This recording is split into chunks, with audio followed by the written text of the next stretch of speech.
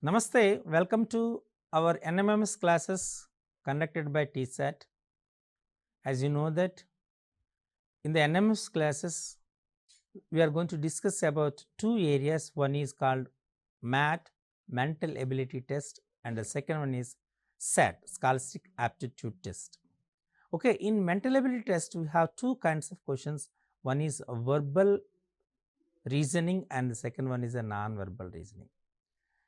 In this verbal reasoning, we have so many kinds of questions like series, classification, analogy, dice, calendar, time and distance.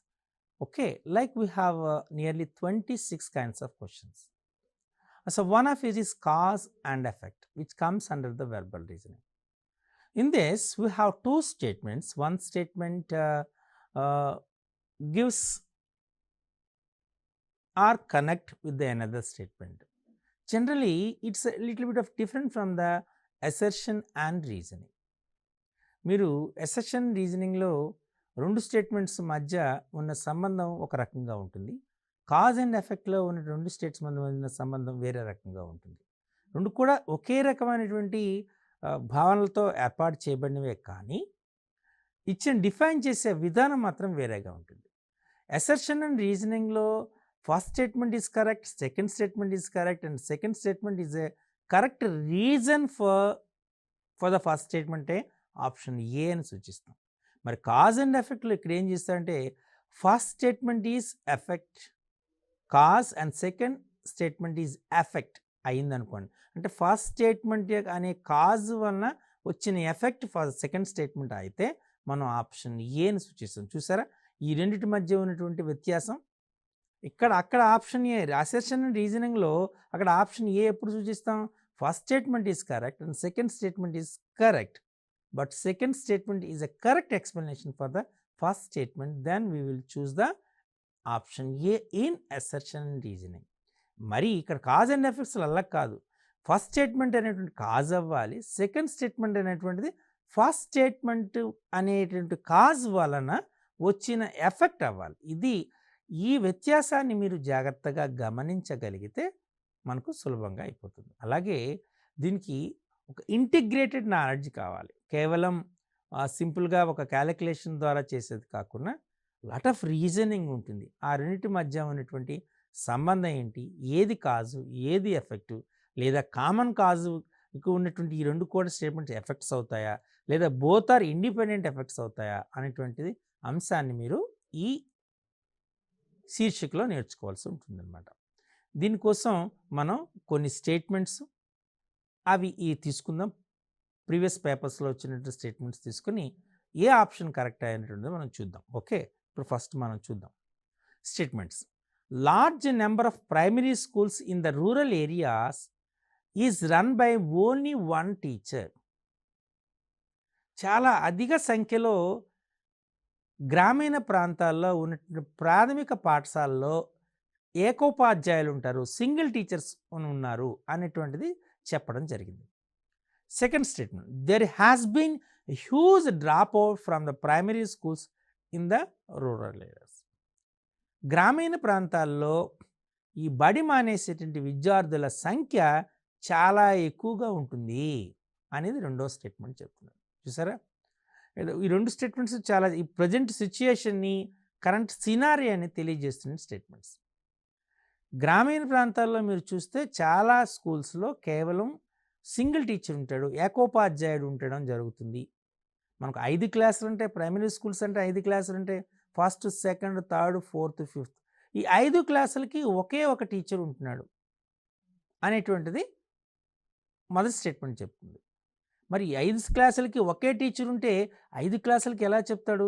అలాగే వీటితో పాటు కనీసం 3 subjects ఉంటాయి. ఆ 3 subjects ఏంటి?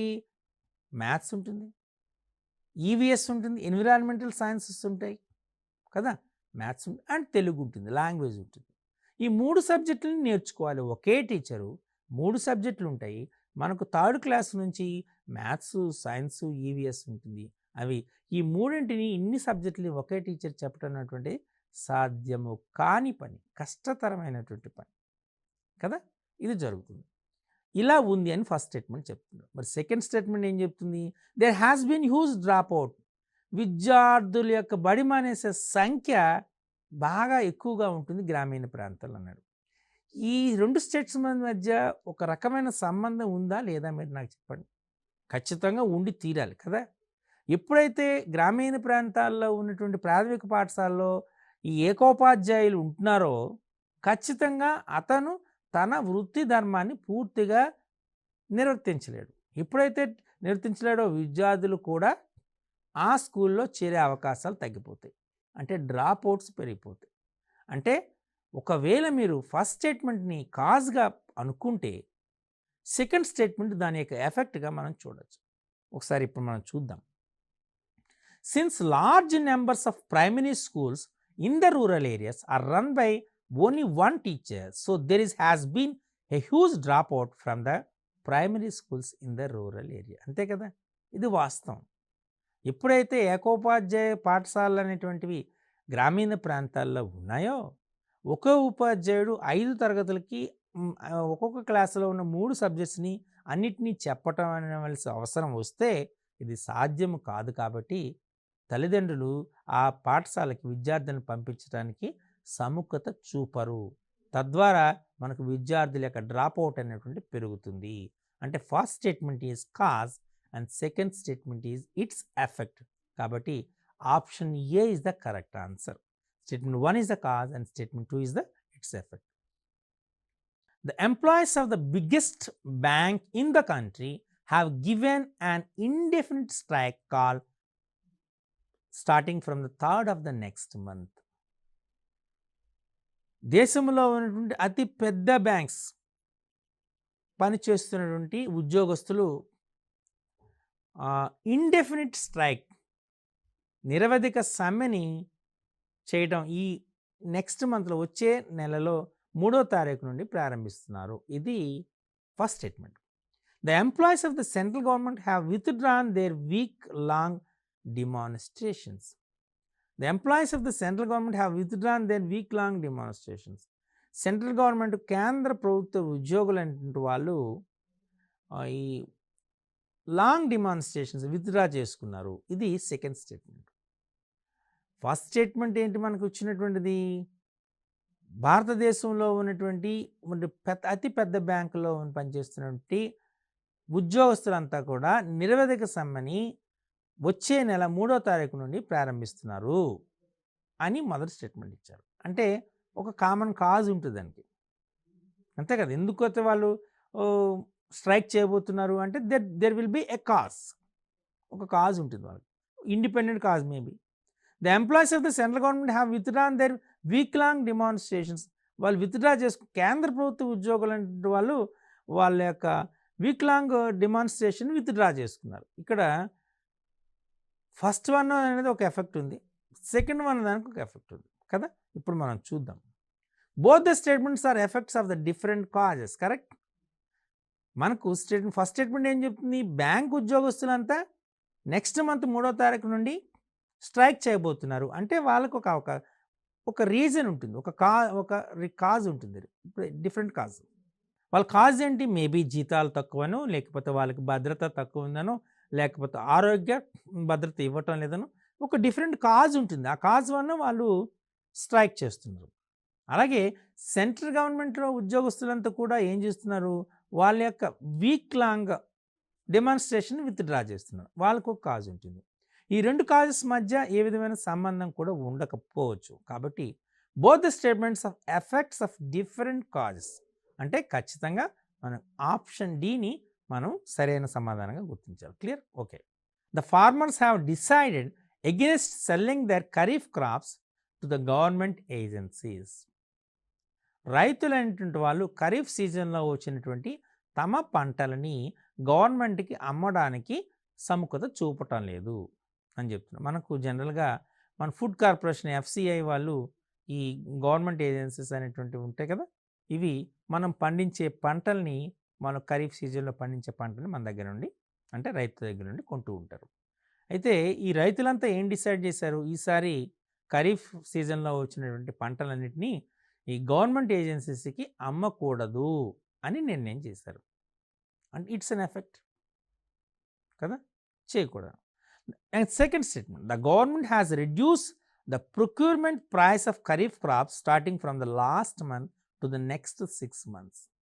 The government has reduce the procurement price of kharif అంటే మనకు ఈ లాస్ట్ 6 months నుండి కూడా ఈ ఖరీఫ్ సీజన్లో వచ్చినటువంటి పంటల్ని ప్రొక్యూర్ చేసుకోవడానికి కావాల్సినటువంటి కనీస మద్దతు ధరని తగ్గించారు.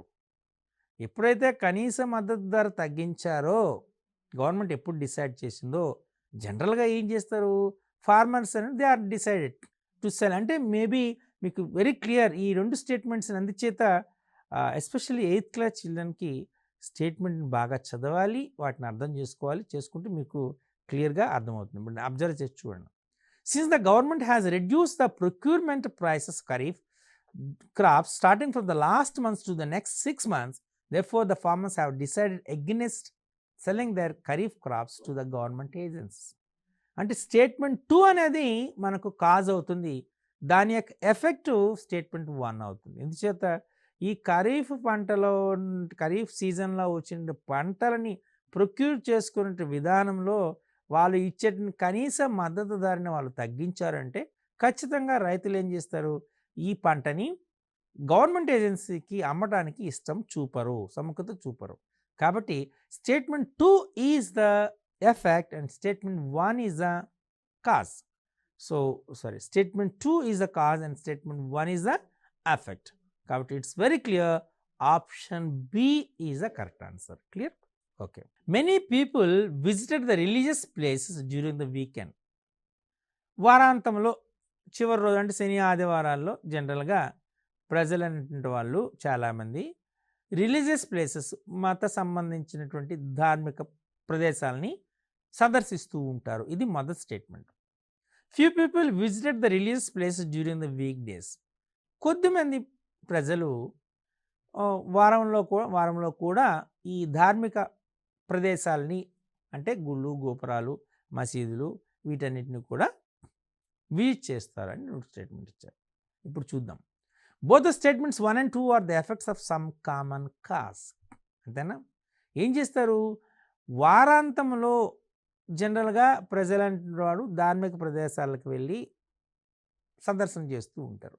వారాంతపు సెలవులు వస్తాయి, శని ఆదివారాలు వస్తాయి కాబట్టి వాళ్ళు అమ్యూజ్మెంట్ పార్క్స్ అని పోతారు, లేక గుడి గోపురాలకైనా పోతారు, వెళ్తారు. There is a common cause. అంటే ఆ టైంని వాళ్ళు సద్వినియోగం చేసుకోవాలి. వారమంతా పని చేసిన తర్వాత వాళ్ళు రిఫ్రెష్ అవ్వడానికి కొద్దిమంది అమ్యూజింగ్ పార్క్ పోతారు, కొద్దిమంది ఇంటి దగ్గర రెస్ట్ తీసుకుంటారు, కొద్దిమంది పుణ్యక్షేత్రాలని సందర్శిస్తారు. There is a common cause. Correct, that is a cause. And second one ఏం చేస్తారు, చాలామంది అంటే కొద్దిమంది ఈ వారపు రోజుల్లో కూడా ఈ పుణ్యక్షేత్రాలను సందర్శిస్తారు. ఎవరైనా ఈ పుణ్యక్షేత్రాలను సందర్శించడానికి రీజన్ ఏంటంటే మనసు ప్రశాంతత పొందడానికి, అలాగే మనలో ఉన్నటువంటి ధార్మిక భావాలని ఎలివేట్ చేసుకోవడానికి చేస్తారు. రెండింటికి ఒక కామన్ కాజ్ ఉంది. పుణ్యక్షేత్ర సందర్శన తీసుకున్నాం, visiting is a holistic places అనేటువంటిది there is a common cause. వాళ్ళు వారాంతంలో వెళ్ళి సందర్శిస్తారా లేకపోతే వారంలో మధ్యలోనే సందర్శిస్తారా అనేటువంటిది ఎఫెక్ట్స్ అయితే మనం తీసుకుంటే ఎఫెక్ట్స్ అనుకుంటే కామన్ కాజ్ ఏంటి, పుణ్యక్షేత్రాల సందర్శన common cause. So both the statements 1 and 2 are the effects of a common cause. అంటే మనం సింపుల్గా ఆప్షన్ ఈ ఇస్ ద కరెక్ట్ ఆన్సర్ అని మనం చెప్పుకోవచ్చు. ఓకే, ఇప్పుడు ఇంకొక ప్రశ్న చూద్దాం. All the schools in the area had to be kept closed for the most part of the week. ఒక నిర్దిష్టమైన ప్రదేశంలో ఉన్నటువంటి అన్ని స్కూల్స్ కూడా part of the week, most part of the ఈ వారంలో చాలా రోజులు క్లోజ్ చేసి ఉన్నాయి అని చెప్పారు. Many parents have withdrawn their children from the local schools.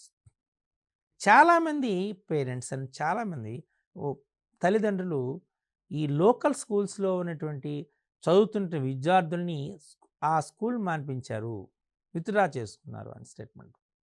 All the schools in the area had to be kept close for the most part of the week.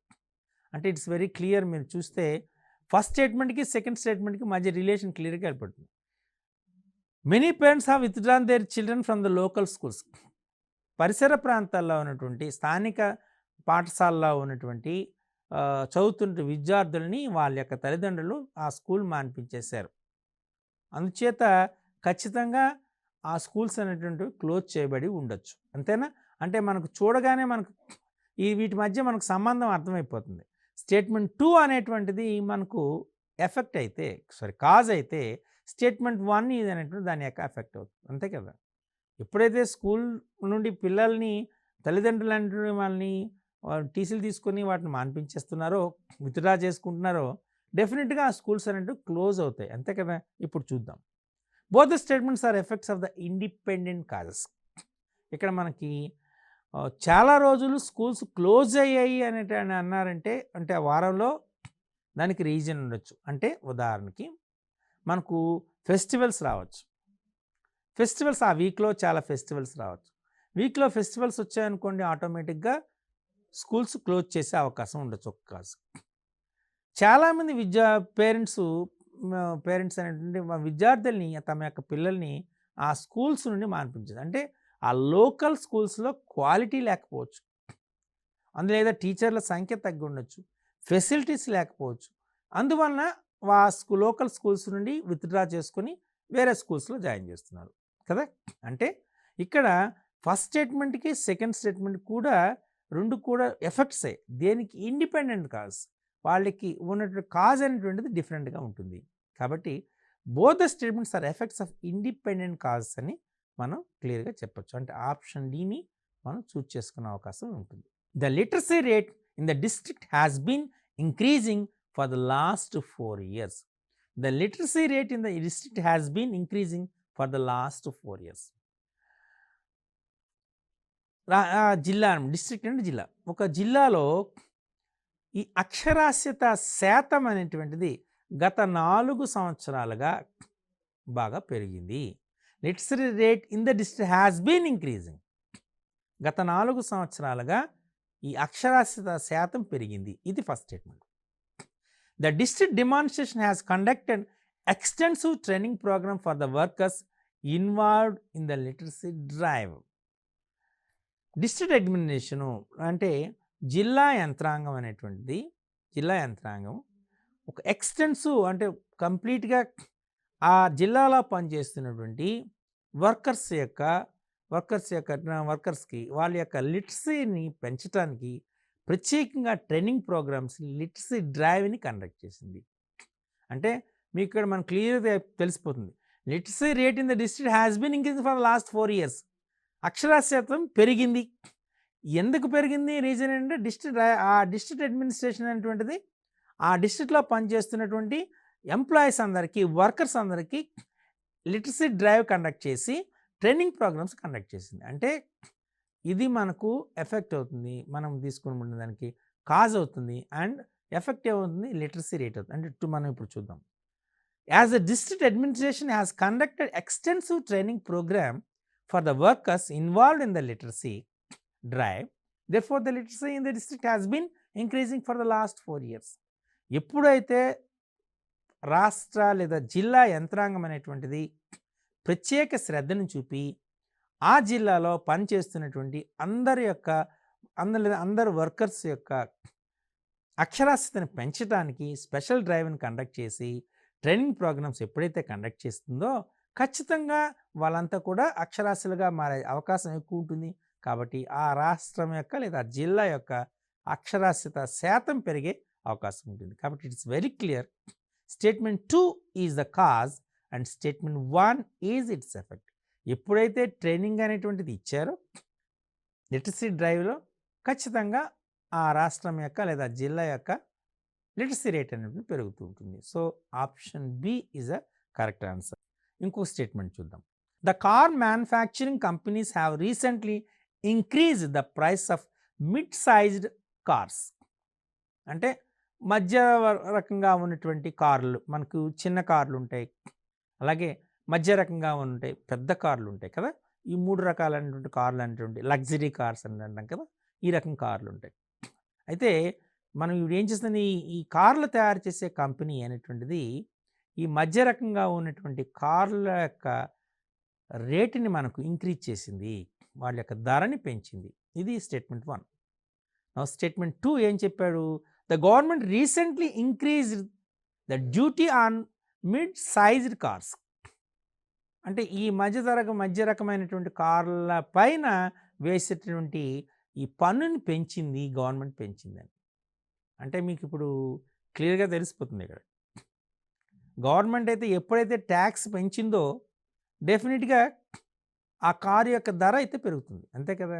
అంటే the government recently increase the duty on mid sized cars అనేది cause అయితే, car manufacturing company అనేటువంటిది ఈ mid sized cars యొక్క రేట్ని పెంచడం అనేటువంటిది effect అవుతుంది. కాబట్టి statement 2 is the cause, statement 1 is the effect అని మనం క్లియర్గా చూడకుండానే మనం చెప్పవచ్చు, అంతేనా.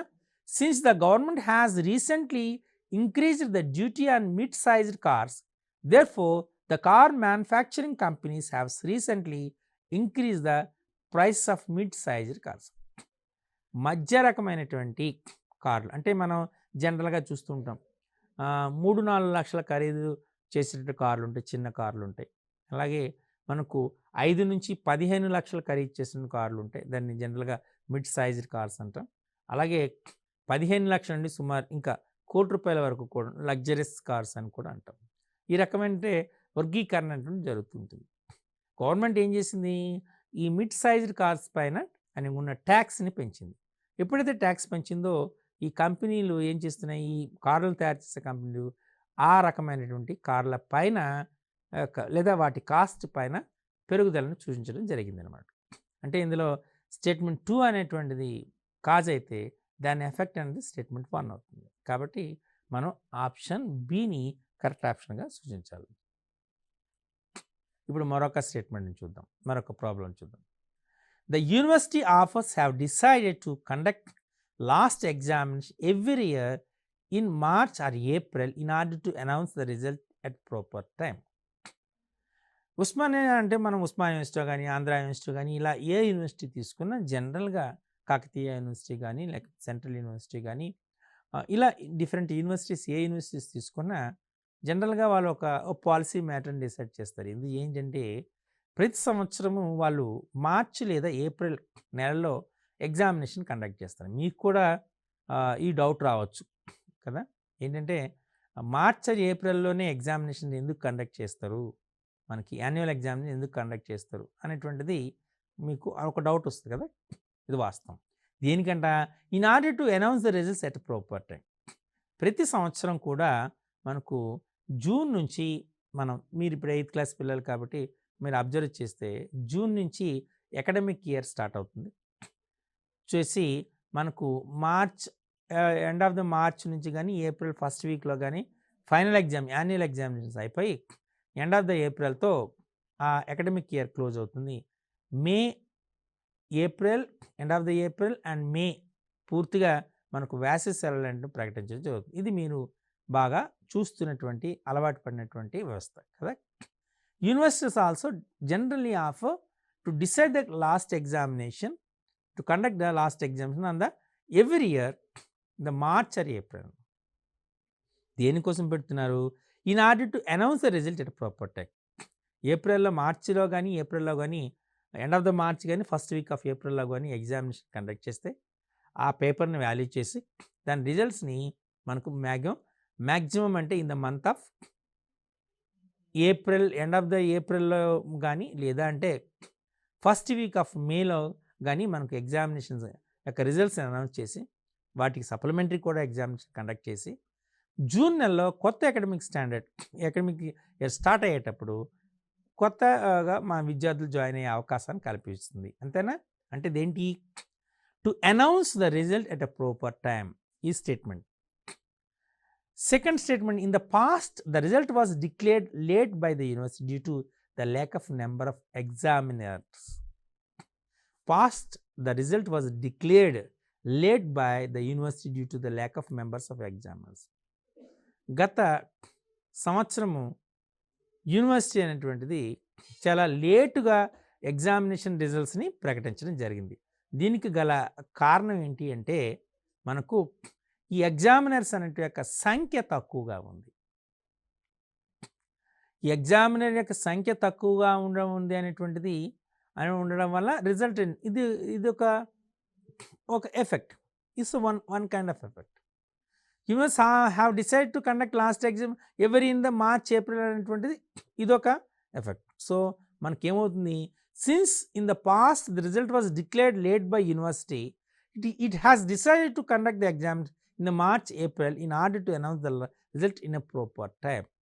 అంటే ఇక్కడ ఏం జరిగింది, ఎగ్జామినర్లు అయితే ఎప్పుడైతే తక్కువ సంఖ్యలో ఉన్నారో అందుచేత ఎగ్జామినేషన్ కండక్ట్ చేయటము, దాని రిజల్ట్ ఇవ్వడం అనేది లేట్ అయింది. కాబట్టి in order to maintain proper order, proper time, the రిజల్ట్స్ని మనం ప్రాపర్ టైంలో అనౌన్స్ చేయడానికి మార్చ్ అండ్ ఏప్రిల్ నెలలో ఎగ్జామినేషన్ యూనివర్సిటీ కండక్ట్ చేస్తుంది. అంటే it's very clear, since in the past the result was declared late by university, it is decided to conduct the exam in March in April in order to announce the result at proper time. అంటే statement 2 అనేది cause అవుతుంది, statement 1 is it's effect అవుతుంది. అంతేనా?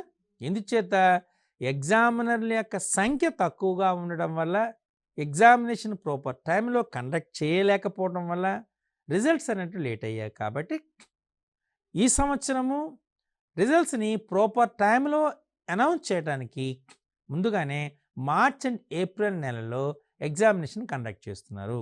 అంటే statement 2 is the cause and statement 1 is it's effect. Clear? ఈ రకంగా మనం option బిని చూస్ చేసుకోవాల్సి ఉంటుంది. The state government has announced a special tax package for the new industries to be setup in the state. రాష్ట్ర ప్రభుత్వం అనేటువంటి ఒక స్పెషల్ ట్యాక్స్ ప్యాకేజీని నూతనంగా కొత్తగా ఏర్పడుతున్నటువంటి ఈ ఇండస్ట్రీస్కి, అంటే మనం నూతన పారిశ్రామిక విధానం అనేటువంటి స్టేట్ గవర్నమెంట్ అనౌన్స్ చేసి ఎవరైతే కొత్త కంపెనీలు పెడుతున్నారో వాళ్ళకి స్పెషల్ ట్యాక్స్ ప్యాకేజ్ అనేది గవర్నమెంట్ అనౌన్స్ చేసింది. Last year the state government had hiked the taxes for all industries activities in the state. క్రిత సంవత్సరం రాష్ట్ర ప్రభుత్వం ఏం చేసింది, అన్ని ఇండస్ట్రీస్ యొక్క యాక్టివిటీస్ని పైన వేసేటువంటి ట్యాక్స్ని పెంచింది. ఇది 2 ఇక్కడ చూసుకోండి. ఇక్కడ మీరు జాగ్రత్తగా చూస్తే లాస్ట్ ఇయర్ రాష్ట్ర ప్రభుత్వం అన్ని కంపెనీల పైన, వాటి యొక్క యాక్టివిటీస్ పైన ఉన్న ట్యాక్స్ని పెంచింది. ఎప్పుడైతే ట్యాక్స్ పెంచిందో జనరల్గా ఏం చేస్తారు, న్యూ ఎంటర్ప్రైనర్స్ ఎవరైతే ఔత్సాహిక పారిశ్రామికవేత్తలు ఎవరు వస్తారో కొత్త కంపెనీని స్టార్ట్ చేయాలంటే ఆలోచిస్తారు. ఎప్పుడైతే కొత్త కంపెనీని ఆలోచిస్తారో దానివల్ల ఏమవుతుంది, కొత్త కంపెనీలు అనేటువంటి స్టార్ట్ అయ్యే అవకాశాలు తక్కువ అవుతాయి. దాన్ని అవాయిడ్ చేసుకోవడానికి గవర్నమెంట్ ఏం చేస్తుంది, special tax package for the new industries అనేది గవర్నమెంట్ జనరల్గా చేస్తుంది. అంటే మనకి క్లియర్గా ఏమవుతుంది, 2 ఈజ్ ద కాజ్ అయితే 1 ఈజ్ ఇట్స్ ఎఫెక్ట్ అని అనుకోవచ్చు. అంతే కదా? ఇప్పుడు మనం చూద్దాం దాన్ని ఎలా ఉంటుందో. Because due to hike of the taxes last year the state government has announced the special tax package the new industries to be setup in the state. ఎప్పుడైతే లాస్ట్ ఇయర్ అన్ని రాష్ట్రంలో ఉన్నటువంటి అన్ని కంపెనీల యొక్క యాక్టివిటీస్ పైన మనకు అంటే ప్రొడక్షను, ట్రాన్స్పోర్టు, అన్నిటిపైన ఈ ట్యాక్స్ పెంచిందో న్యూ ఇండస్ట్రియలిస్ట్ ఏమవుతారు, కొత్త పారిశ్రామికవేత్తలు ఇవి స్టార్ట్ చేయాలంటే ఆలోచన పడతారు. ఈ ఆలోచనను తప్పించడానికి స్పెషల్ ప్యాకేజీని ప్రకటించింది. దానివల్ల ఈ పారిశ్రామికవేత్తలు కొత్త ఫ్యాక్టరీస్ పెట్టే అవకాశాలు పెరుగుతాయి. అంటే statement 2 is the cause and statement 1 is the effect. కాబట్టి which option is correct? Option B is correct. Clear? ఈ రకంగా మనకు 2 స్టేట్మెంట్స్ ఇస్తారు. 2 స్టేట్మెంట్ని మనం జాగ్రత్తగా చదివి ఏది కాజ్ అవుతుంది, ఏది ఎఫెక్ట్ అవుతుంది, 2 కాజెస్ అవుతాయా, 2 ఎఫెక్ట్స్ అవుతాయా, 2 ఇండిపెండెంట్ ఎఫెక్ట్స్ అవుతాయా, లేదా 2 కూడా కామన్ కాజ్ వలన ఉన్నటువంటి ఎఫెక్ట్స్ అవుతాయా అనేటువంటిది మీరు చాలా జాగ్రత్తగా అబ్జర్వ్ చేయవలసి ఉంటుంది. క్లియర్? ఇది కాజ్ అండ్ ఎఫెక్ట్ పైన ఇచ్చేటటువంటి క్వశ్చన్స్ అనమాట. మనం మరికొన్ని క్వశ్చన్స్ని మరో శీర్షికలో చూద్దాం. సో డెఫినెట్గా ఈ కాజ్ అండ్ ఎఫెక్ట్ పైన మీకు ఒక క్లారిటీ వస్తుంది అనేటువంటి అభిప్రాయంతో సెలవు.